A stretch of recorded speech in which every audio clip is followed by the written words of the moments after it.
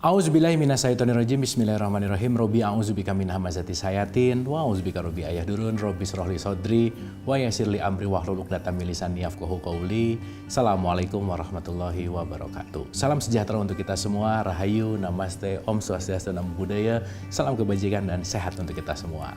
Kembali lagi belajar bersama saya Abu Marlo. Kita sama-sama membuka pikiran, membuka hati, yang mudah-mudahan dengan pembelajaran-pembelajaran ini menambah wawasan kita minimal, di mana wawasan itu tidak hanya berhenti menjadi pengetahuan, tetapi mari kita transfer dari pengetahuan menuju kepada rasa, di mana rasa ini yang mendorong kita untuk memiliki akhlak yang lebih baik. Oleh karena itu, sebelum kita belajar, ada baiknya kita menghadirkan diri kita utuh di sini saat ini, karena pembelajaran yang terbaik adalah ketika pikiran kita tidak loncat ke depan, tidak loncat ke belakang, kita hadir seutuh-utuhnya di sini. Dan untuk menghadirkan kita utuh di sini, mari kita menghening sejenak. Oleh karena itu, menghening dipersilahkan.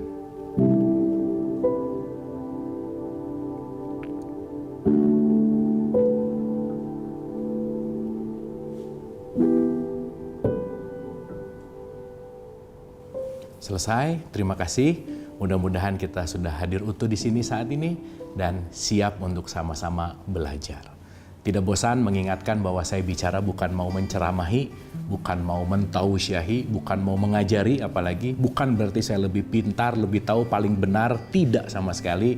Tetapi ini hanyalah berbagi pendapat, berbagi pengalaman yang mudah-mudahan isinya ada sesuatu yang bisa bermanfaat untuk kita semua. Oleh karena itu, kita sama-sama murid, mari kita sama-sama belajar.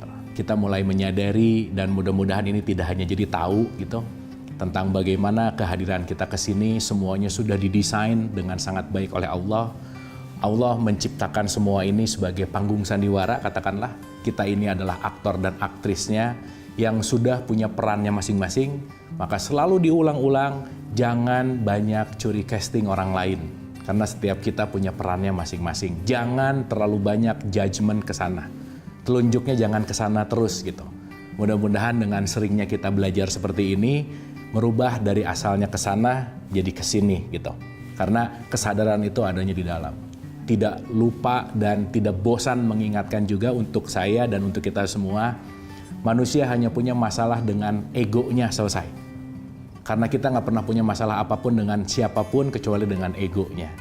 Dan ingat, ego itu nggak pernah ada di luar, tetapi selalu ada di dalam diri kita. Maka apapun dalam hidup kalau ada masalah, jangan cari jalan keluar, tapi masuk ke dalam. Karena ini akan ada kaitannya dengan pembahasan kita hari ini. Karena hari ini kita akan berbicara tentang haji, apa itu haji, dan kita akan membahasnya dari sudut pandang esensial, dari sudut pandang log 10.000-nya. Oke, kita review sedikit. Syahadat itu adalah bagaimana saya menyaksikan. Kita udah bahas bahwa di situ ada perjanjian. Syahadat itu ingat kepada perjanjian kita primordial kepada Allah, alastu birabbikum, qala bala syahidna, di mana kita semuanya terlahir dalam konteks yang namanya pernah menyaksikan Allah dalam tanda petik secara langsung di rahim ibu kita. Di mana sholat adalah mengingat, reminding. Akimi sholat li zikr, di mana mengingatlah Allah. Kita di konteksnya sholat adalah bagaimana mengingat.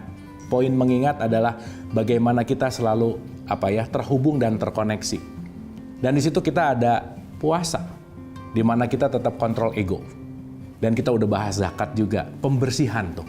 Si jiwanya selalu dimurnikan.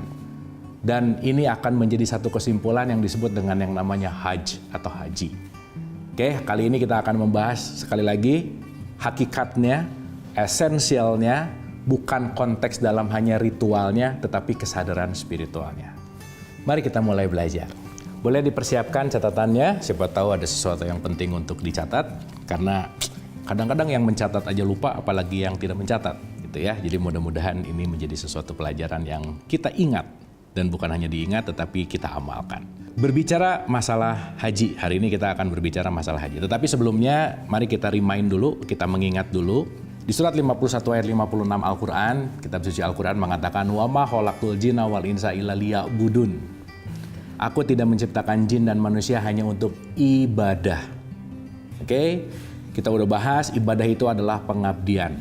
Dan kita sebagai manusia, kita sebagai makhluk Allah yang paling mulia dan sempurna, kita sudah tahu juga bahwa kita dilengkapi bukan hanya tubuh fisik, tetapi kita yang sejati justru adalah percikan ruh yang ditiupkan ke dalam diri kita.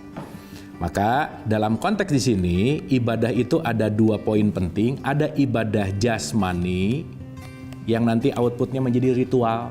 Dan ada ibadah ruhani yang dimana ini adalah spiritual.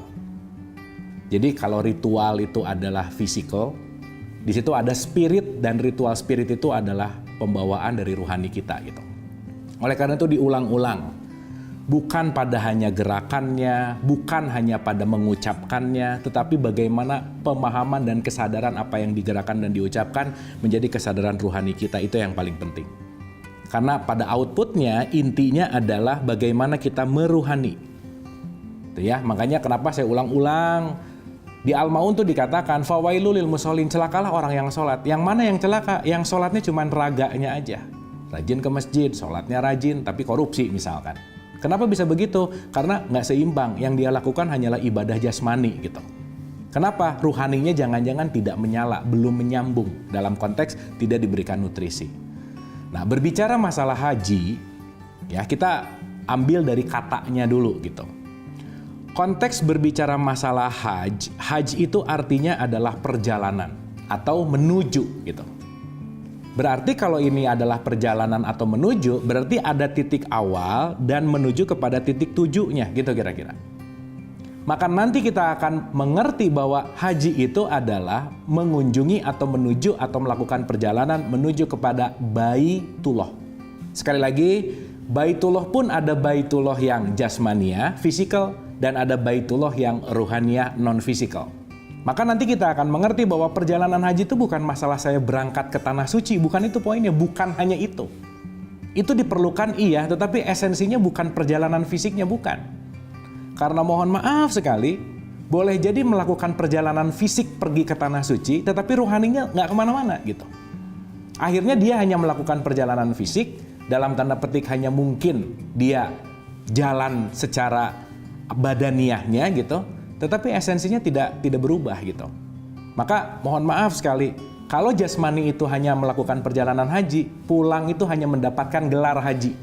Dan gelar haji yang diberikan kepada kita itu belum tentu sama dengan gelar haji yang diberikan oleh Allah kepada kita. Karena gelar hajinya Allah ke kita tuh bukan masalah ada hak atau haji di depan namanya, bukan. Gitu ya. Jadi bukan sebelum haji belum jadi Pak Haji gitu. Sudah haji dipanggilnya jadi Pak Haji, di mana kalau udah jadi Pak Haji merasa bahwa saya sudah haji, belum tentu gitu. Karena boleh jadi yang hajinya baru dalam konteks yang namanya jasmaniahnya, itu intinya. Pembelajaran masih akan kita lanjutkan, tetaplah bersama saya. Masih bersama saya Bu Marlo, mari kita lanjutkan pembelajaran. Sekarang ketika kita harus mengerti bahwa kalau ada tujuan, ya pasti dong ada titik start. Di mana starting point, pasti ada finish point-nya. Jadi kalau berbicara masalah haji, pembicaraan haji itu adalah menuju kepada Baitullah. Bait itu artinya rumah, Baitullah itu artinya adalah rumahnya Allah. Oke, sekarang kita renungkan. Ketika berbicara Baitullah, itu rata-rata langsung dalam konteks fisik pemikiran kita tuh Baitullah itu simbolnya adalah Ka'bah. Dan Ka'bah itu yang ada di Mekah, nggak salah. Tetapi itu adalah Ka'bah secara fisik. Ya jangan lupa loh, perintah haji di dalam Quran itu diserukan kepada seluruh manusia loh. Jadi seluruh manusia, semua manusia itu dalam tanda petik untuk berhaji itu diperintahkan sama Tuhan, gitu kira-kira. Nah sekarang yang jadi pertanyaan adalah, Baitullah itu kan rumahnya Allah. Kalau sekarang kita let's say di Indonesia, kalau kita berpikir Baitullah itu hanyalah Ka'bah yang ada di Mekah, ada jarak antara Indonesia menuju kepada Mekah, itu jauh sekali gitu. Padahal di surat 50 ayat 16 dikatakan, aku lebih dekat kepadamu daripada urat lehermu. Di surat 57 ayat 4 dikatakan, aku bersama kamu di mana saja kamu berada. Di Al-Baqarah 186 dikatakan, apabila hamba-hambamu bertanya kepadaku tentang aku, katakanlah aku qorib, aku dekat. Nah, kita renungkan nih. Kalau Quran sudah mengulang-ulang kata-kata dekat, lebih dekat, berarti kan nggak ada yang lebih dekat daripada Allah sebetulnya dalam hidup ini. Tapi sayangnya karena terlalu dekat, jangan-jangan nggak kelihatan.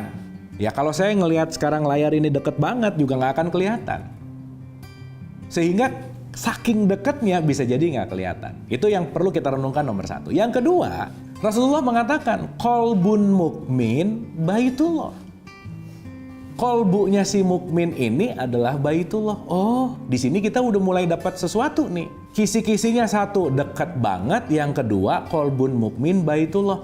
Berarti kalau begitu, ternyata rumahnya Allah tuh nggak ada di mana-mana, nggak di luar di mana-mana, nggak jauh di mana-mana. Berarti kan dekat-dekat sama kita dong kalau begitu. Yang nanti kita akan mengerti juga bahwa kolbu itu bukan di sana, tetapi di sini.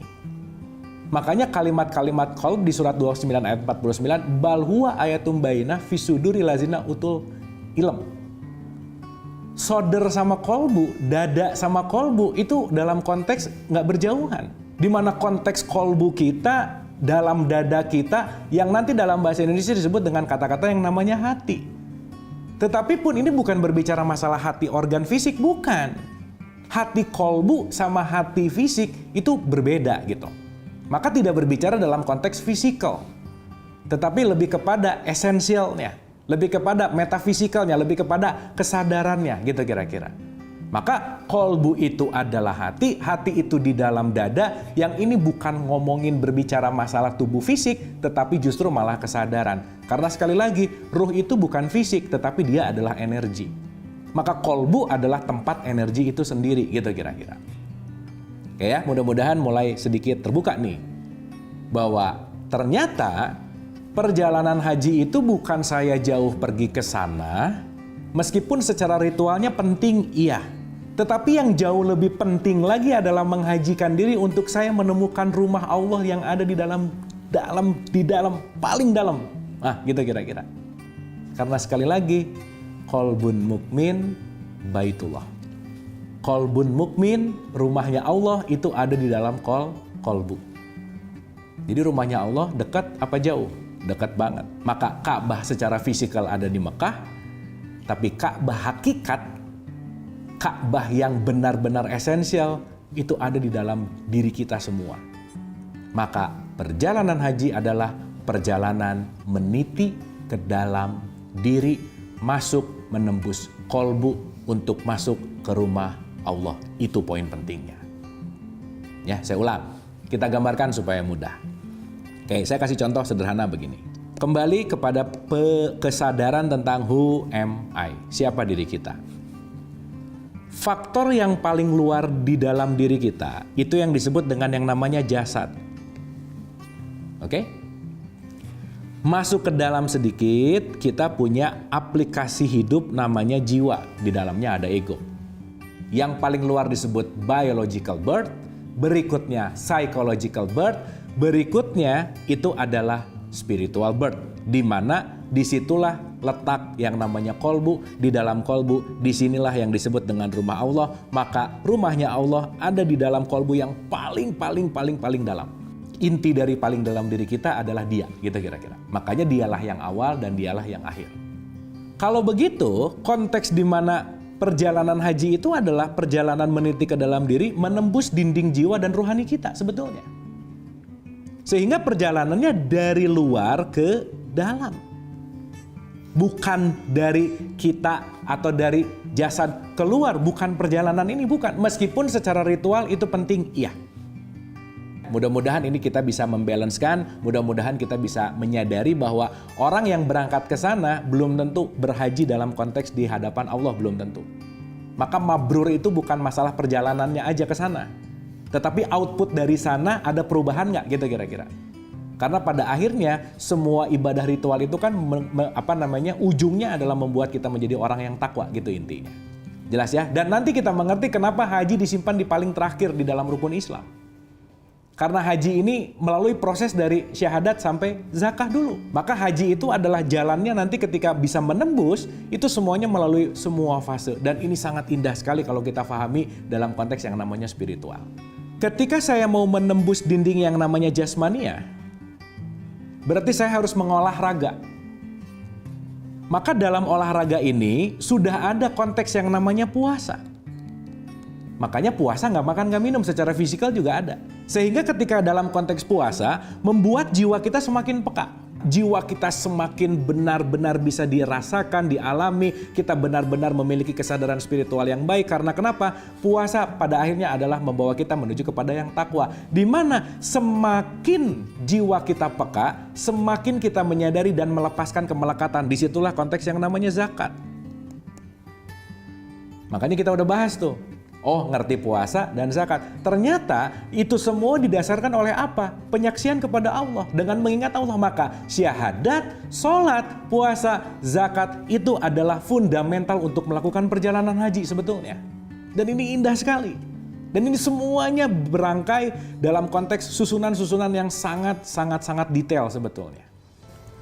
Pembelajaran masih akan kita lanjutkan, tetaplah bersama saya.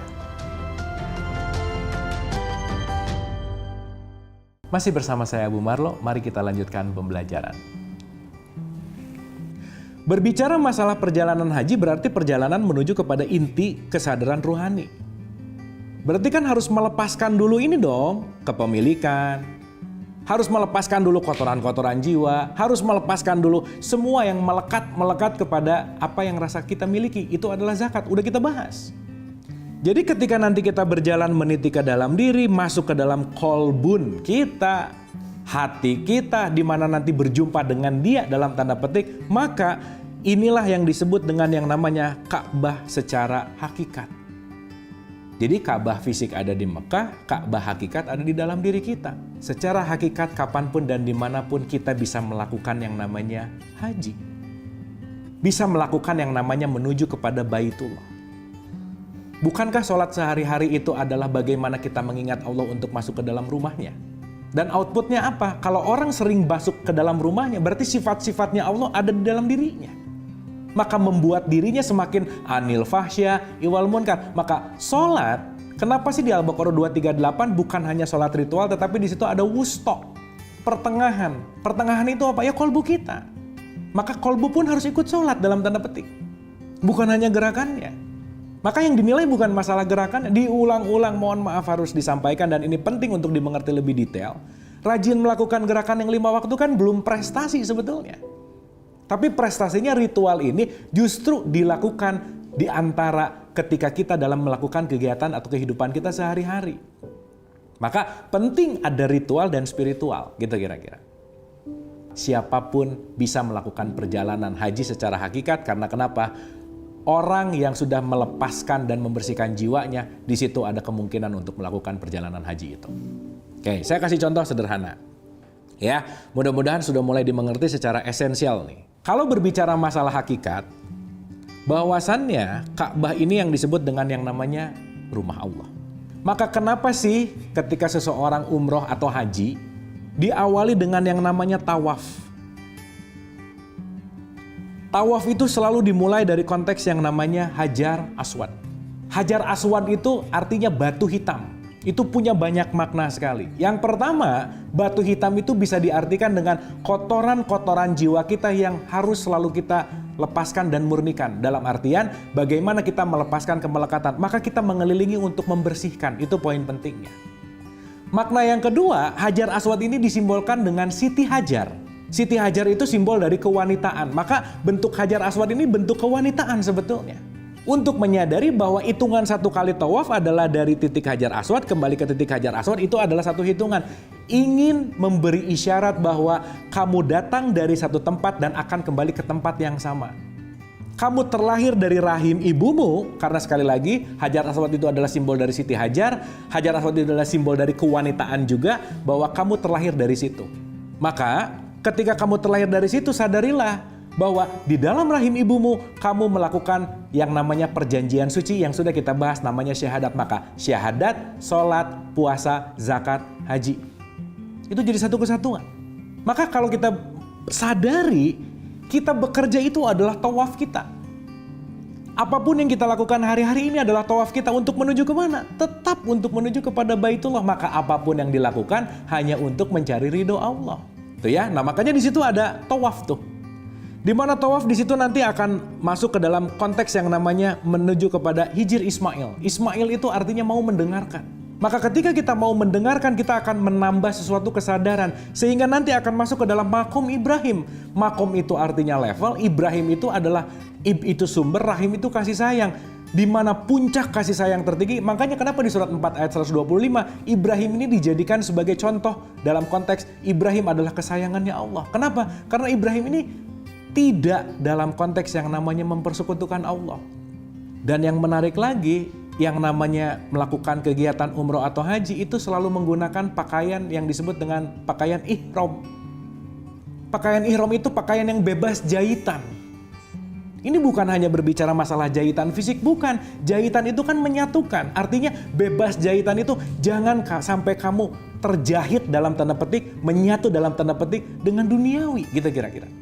Nah, untuk melakukan ini tentu saja perlu sa'i. Sa'i itu artinya usaha. Jangan lupa, kita hanya akan selalu diberikan apa yang kita usahakan. Makanya syarat mutlak mendapatkan hikmah itu adalah mau. Kalau nggak mau ya nggak bisa, karena tidak ada keterpaksaan di sini. Makanya dalam konteks yang namanya sa'i, ini memberikan spirit kepada kita berusaha. Dan yang menariknya lagi, lepas dari sa'i itu ada tahalul. Tahalul itu mencukur. Rambut ini simbol dari mahkota, simbol dari kemelekatan, simbol dari kepemilikan, maka harus di-cut, dipotong. Jangan lupa, di surat 51 ayat 19 dimaknai ada kata-kata, di harta kamu ada hak fakir miskin yang meminta dan yang tidak meminta. Jadi mohon maaf sekali, kalau hari ini banyak orang pulang umroh haji sampai rambutnya habis pelontos, tapi selesai itu tetap dia pelit, dia belum tahalul secara hakikat sebetulnya. Karena pada dasarnya ketika mencukur atau memotong itu artinya potonglah kemelekatanmu terhadap apa yang kamu rasa kamu miliki, padahal kamu gak pernah memiliki apapun. Dan yang paling menarik adalah tidak sah seseorang haji kalau dia tidak wukuf. Wukuf itu artinya berdiam, berdiam itu artinya bertahanuts, bertahanuts itu artinya bertafakur. Karena masuk ke dalam kolbu itu gak mungkin dengan pikiran yang sibuk. Disitulah kita pentingnya untuk belajar bagaimana hadir utuh di sini saat ini. Dan kita dilatih setiap hari dalam sholat. Maka sholat itu intisarinya adalah khusyuk. Khusyuk itu adalah membuat pikiran tidak sibuk sehingga hatinya terbuka. Karena kenapa? Hati yang terbuka itu hanya karena pikirannya tidak loncat ke depan dan loncat ke belakang. Disitulah konteks dari wukuf. Makanya ada zikr. Sehingga ini semua kalau kita kaitkan dalam kehidupan kita, kapanpun dan dimanapun sejatinya kita bisa menuju rumahnya Allah.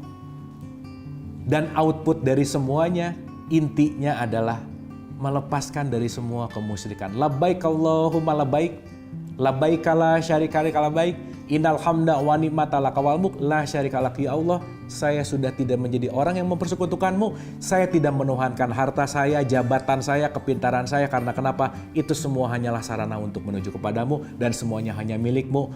Sadar bahwa saya nggak pernah punya apa-apa, saya nggak bisa apa-apa. Disitulah pintu menuju kolbu, pintu menuju Baitullah akan selalu terbuka. Oleh karena itu, mari kita sama-sama bersihkan hati. Mari kita sama-sama lepaskan kemelekatan agar kita bisa menuju Baitullah kapanpun dan dimanapun dan berjumpa dengan Allah yang penuh kasih sayang sehingga sifat kita semua penuh dengan kedamaian dan kasih sayang. Terima kasih, semoga bermanfaat. Wabillahi taufiq wal hidayah. Assalamualaikum warahmatullahi wabarakatuh.